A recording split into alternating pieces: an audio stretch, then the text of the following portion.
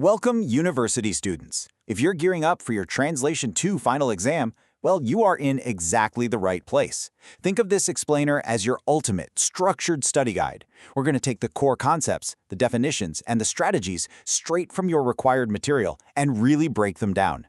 My goal here isn't just to help you memorize facts, but to make sure you truly get how to apply these concepts when you're finally staring down that test paper. Let's look at today's roadmap. We're going on a bit of a thematic journey. First, foundations. Then we'll get into words and structures, step it up to culture and context, tackle figurative language, and finally we'll wrap up with some really actionable final exam success tips to lock it all in. Section 1, Foundations of Translation. Okay, let's dive right into this. This covers Lesson 1, which literally lays the groundwork for everything else on the exam. So what is translation at its absolute core?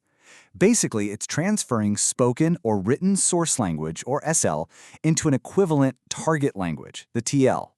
But, and this is a big one, here's where the exam questions actually live. Newmark's two key types of translation.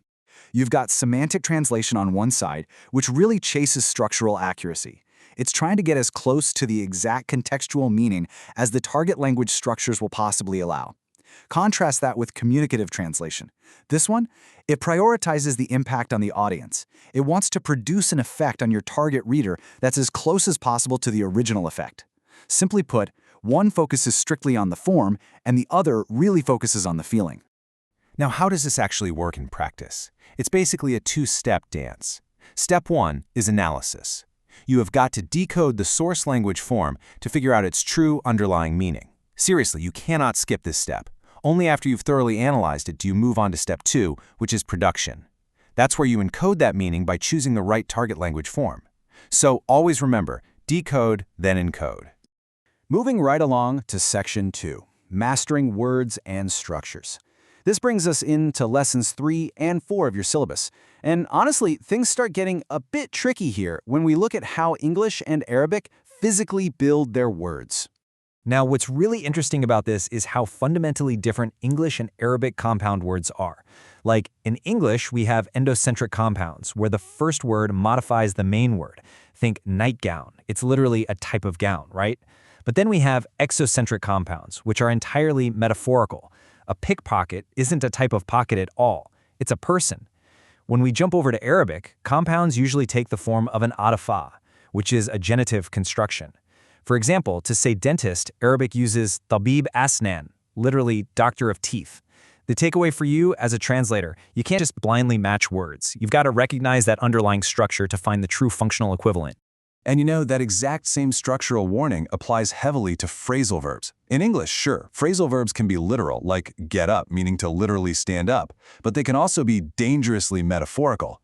To rub out doesn't mean to erase a chalkboard. Figuratively, it means to kill. Now compare that to Arabic, where phrasal verbs are mostly verb-preposition combinations. This is wild.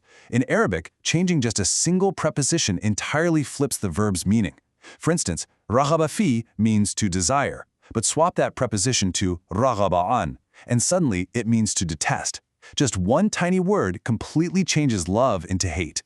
Section 3, Navigating Culture and Context. Let's keep this momentum going into Lessons 5 and 6, where we elevate things from basic grammar into those cultural traps that really separate the novice translators from the absolute experts. Okay, you are definitely going to see elusive terms on your exam, for sure. These are those tricky figures of speech that reference specific cultural events, myths, or places. But don't worry, you have a whole toolkit to handle them. For proper nouns, you can retain the exact name, retain it but add a guiding footnote, or even replace the name entirely with a similar cultural reference. Now for key phrases, if a literal translation makes absolutely zero sense, you use what's called cultural substitution. Your syllabus actually gives a brilliant example of this, taking an Arabic phrase that references Layla al-Qadr and substituting it with an English cultural equivalent like born under a lucky star. You see what's happening?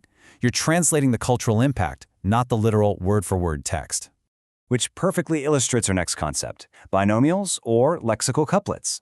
Think of English phrases like null and void, or Arabic pairs like as-salih wal-talih.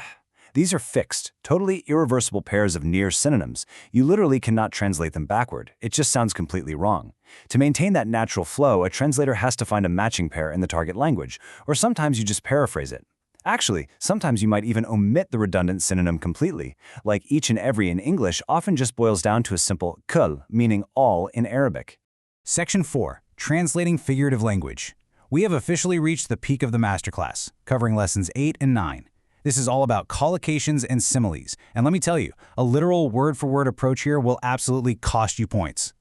When you're dealing with collocations, those words that just naturally seem to go together, the cultural variation is immense. Take the phrase patient owl. In Western culture, an owl is this noble symbol of wisdom and stoicism. But in Arabic culture, the owl carries some pretty heavy negative connotations. It's actually considered a harbinger of bad luck, often referred to as the night crow. So think about it. If you translate patient owl completely literally into Arabic, inside a positive context, you're creating a massive pragmatic mismatch that is going to entirely confuse your target reader. Similes require some equally strategic choices. When you hit a comparison using like or as, you've got options. You can absolutely use a literal rendering for universal comparisons, like as strong as a lion. That translates perfectly. But what happens when the target culture isn't familiar with the comparison? Well, then you have to use cultural adaptation. Actually, scratch that. Often, you might even have to omit the simile entirely or change it into a metaphor if that's simply what sounds the most natural in the target language. Remember, your job is to translate the degree of the comparison, not just the random animal or object being referenced. Section 5. Final exam success tips.